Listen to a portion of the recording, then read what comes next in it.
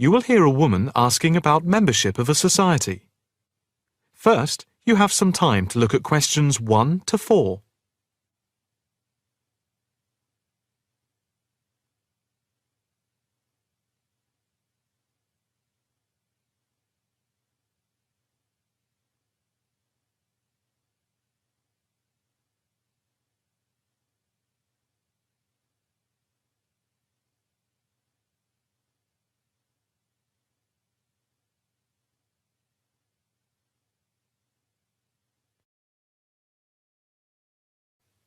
Now the test will begin.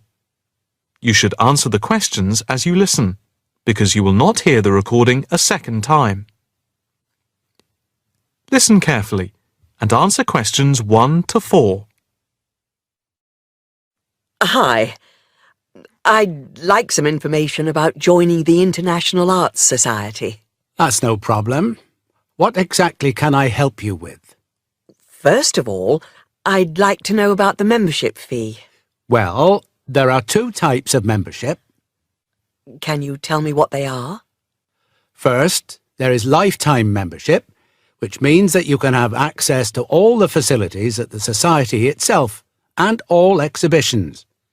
Plus, you can have discounts to various events at affiliated arts organisations here and abroad. And on top of that, you can use the lifetime members' room. How much is that type of membership? Well, the lifetime membership fee is £1,537. OK. It's rather a lot to pay in one go. What about the other membership? The ordinary membership, that's £193 per year. That sounds a bit more reasonable. What does that entitle you to? You can visit the Society, including the exhibitions, the library, and follow the arts programmes on weekdays during the opening times from 10 a.m. to 9 p.m. and at the weekend between 10 a.m. and 5 p.m. On Saturday, if there's a special event like a lecture or restricted showing of an exhibition, then it opens until 9 p.m. So, what is the difference between this and the lifetime membership? In the long run, you save money as you're making a one-off payment, and you have exclusive use of the lifetime members' room. OK. What arts programmes do you run? Well, the Society has a very extensive programme to cater for all tastes. There's a series of exhibition rooms for the permanent collection of paintings, watercolours and sculpture.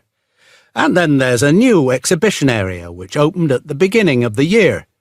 And we run a series of courses and lectures to go with the exhibitions. Can I ask about the lectures? What is scheduled for this year? The latest list is in this leaflet.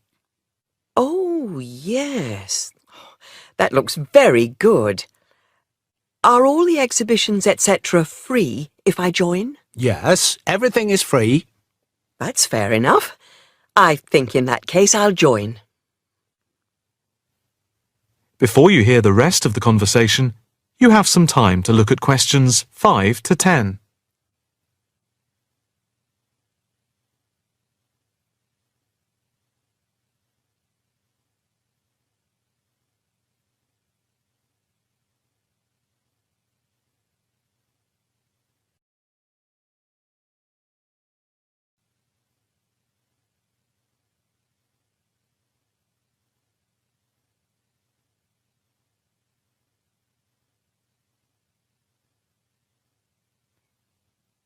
Now listen and answer questions 5 to 10.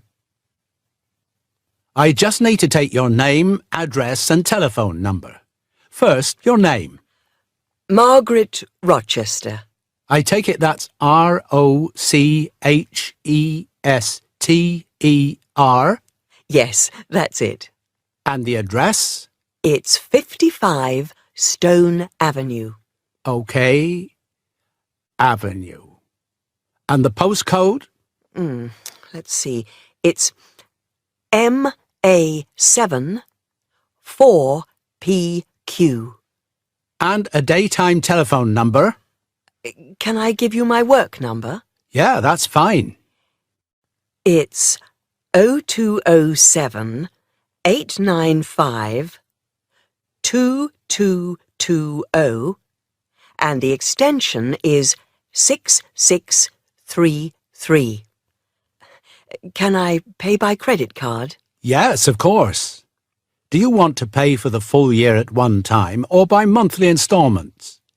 You pay £4 extra a month if you pay by instalments. OK.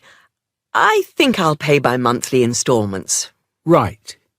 If you just complete this form, then we can set up the monthly payments. OK. If you just put your PIN number in the machine, I can deduct the first month's payment. Right. That's gone through. Here's your card. I now just need to take your photograph over here, and then I can put it on your membership card. OK. That's it. I'll just print out your membership card. Right, here you are. Thank you. By the way, can I bring any friends to the Society exhibitions and lectures? With the ordinary membership, we can issue a day pass once a fortnight, which allows you to bring a friend in. But you have to accompany them. Thank you. Can I go in now? Yes, you just swipe your card here. That is the end of Section 1. Now turn to Section 2. Section 2. You are going to hear an orientation talk. First, you have some time to look at questions 11 to 15.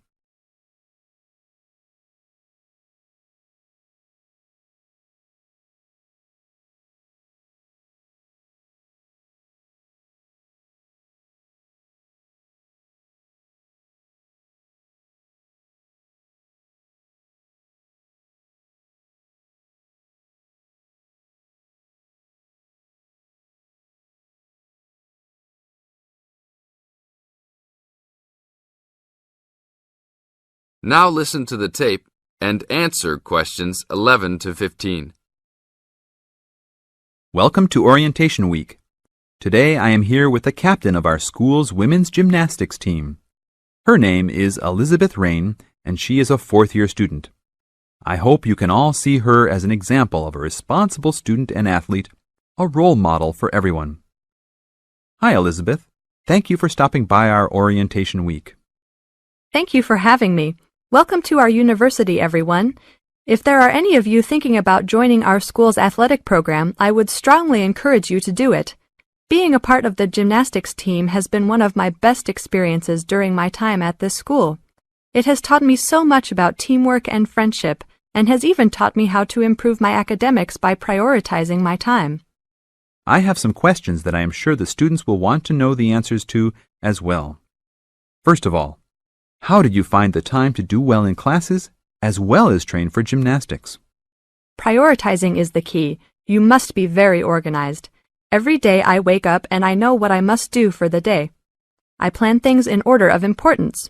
For example, if today I have a competition for gymnastics in the afternoon, then I know I have to finish my homework and studying in the morning. In other words, keeping an organized schedule of your priorities is very important. Can you explain to the students a little bit about your study habits? Well, I usually try to take classes that I'm interested in. This way, I have no excuse not to study because I chose the classes out of my own preference. I separate my study time by class. For example, if I have 5 classes for this semester, I will study for 1 class a day from Monday through Friday, and then review for all of them on the weekend. I won't try and study for all 5 of my classes at one time. It is too hard to do that, to remember everything and not feel like you are going crazy. It is very important to focus the time that you set aside for studying.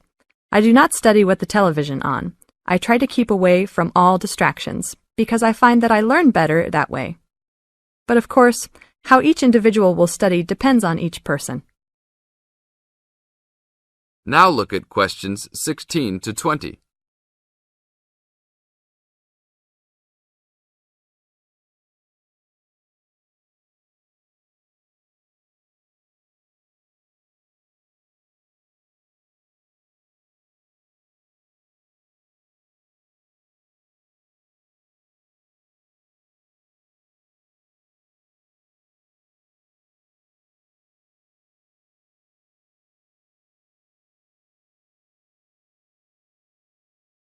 Now listen to the tape and answer questions 16 to 20.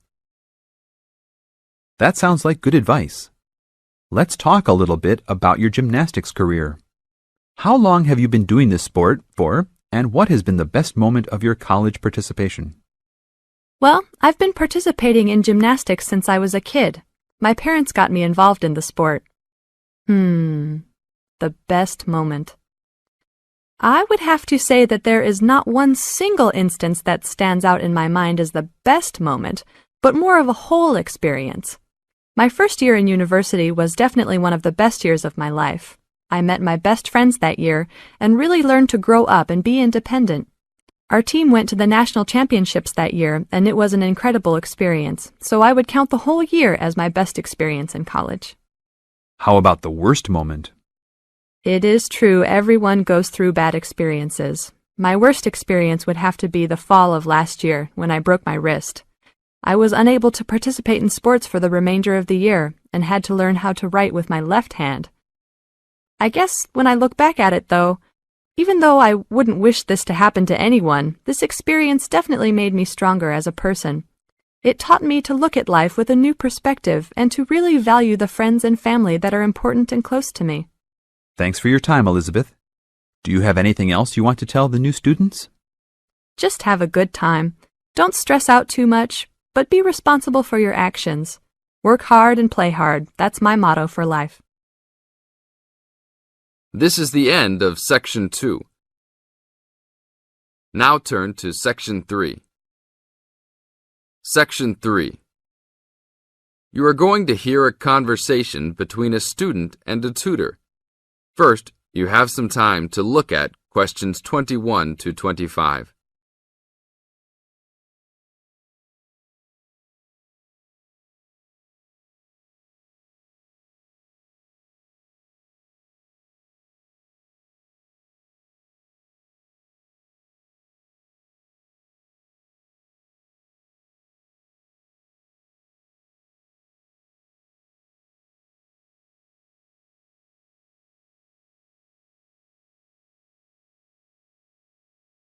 Now listen to the tape and answer questions 21 to 25. Hi, Brad. I was wondering if you have time to answer some of my questions about my upcoming test. Sure, no problem, Jeff. What is it that you're having problems on? Well, it's for my English final. We have to prepare a 5-minute speech to present in front of the whole class, including the professor. So I'm a little bit worried. Is there any specific topic, or can you do it on whatever you want? It has to have something to do with the origins of English literature. I'm thinking of doing it on Shakespeare, but I bet many other students will have the same idea. That's fine. Don't worry if others are doing the same thing. As long as you do a good job, that's all that counts. A good professor will grade all students fairly. You really think so? I suppose Shakespeare is the most famous author, so it should be fine. Besides, Shakespeare has so many works. You only have to choose a couple of them and talk about those. I guess you're right. Do you have any advice about how to prepare a speech? First, you need to select your topic. Have you done this yet? Yes, I have lots of information on Shakespeare. Good. Next, you should do a research on a specific topic. Do you have a deadline for which to turn in your speech topic? The deadline is next Tuesday. So you should have a detailed outline of what you will say by then. Do not just turn in a piece of paper saying Shakespeare on it. That will not give your professor any idea as to what you will be talking about. Okay, so you think I should write out an outline of my speech? Of course! Writing your speech out in outline form is essential. No one could give a speech from scratch. Even the president must refer to his outline when giving a speech. An outline will give you a good structure to base your speech on. Now look at questions 26 to 30.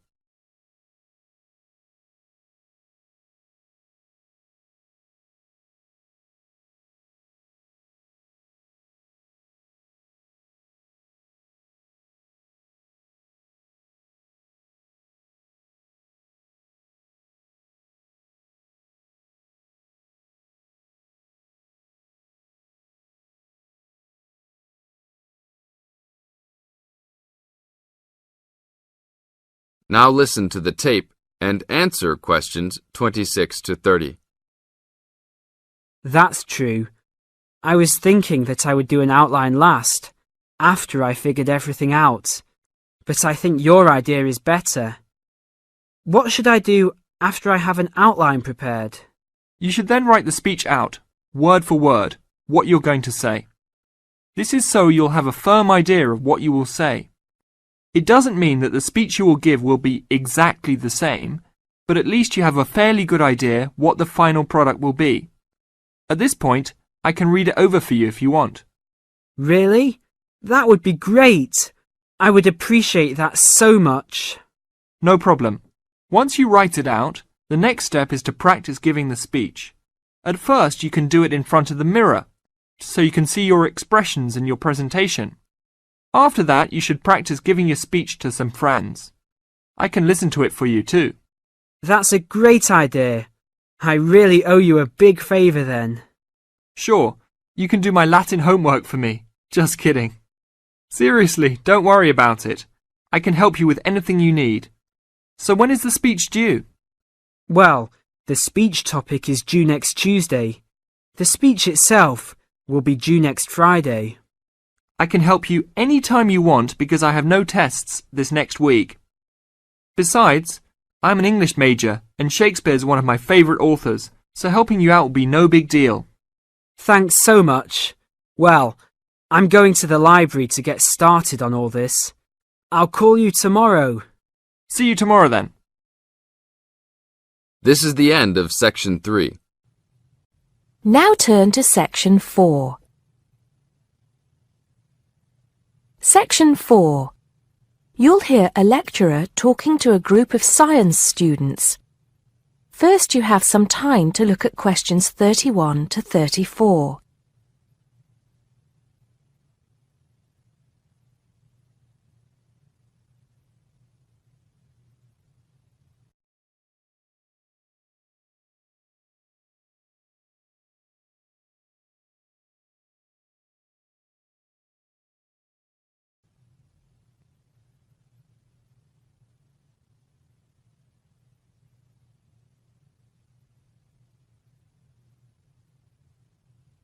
Now listen carefully and answer questions 31 to 34.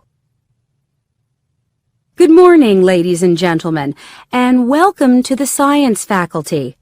As you may know, my field of study is neurobiology, so you may be wondering what I have to say to those of you who are studying physics or chemistry or geology, even those of you who intend to become doctors.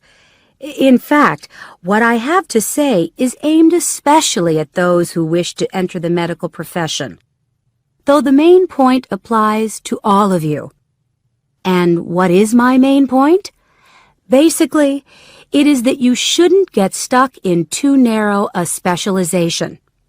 What I mean is, too often doctors and scientists become experts on one small aspect of their subject and neglect the rest. Perhaps you have heard the joke about a doctor being introduced to another doctor as an expert on the nose. "Oh yes," said the other doctor. "Which nostril?" I know that more and more it is necessary to specialize, because when you finish your studies, you have to find a place in the job market. But I do believe that it is damaging both to you personally and to the profession.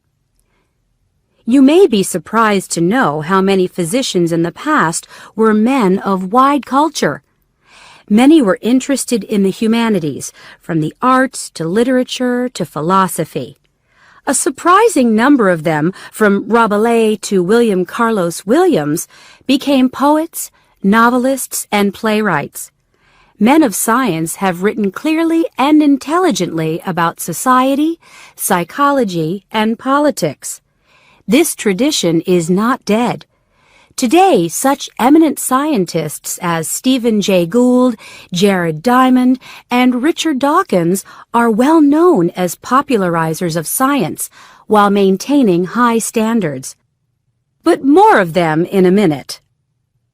I'm not saying that while you are studying anatomy, you should sign up for a course in English literature, but reading a few works of fiction in your own time will show you the human mind, just as your anatomy classes show you the human body. Science faculties and medical schools, it seems to me, now largely ignore this human dimension. Furthermore, the study of medicine, and psychology for that matter, is largely about what has gone wrong with the body and the mind. That is, it mostly deals with the abnormal. Before you hear the rest of the talk, you have some time to look at questions 35 to 40.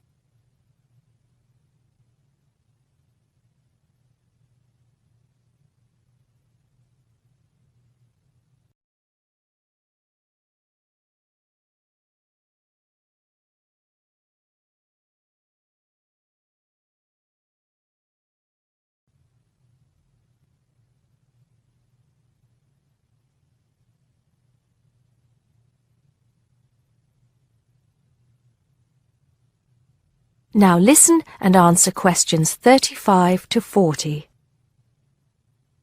So, to try and correct this situation, if only in a small way, I have come up with some extra reading for you to do.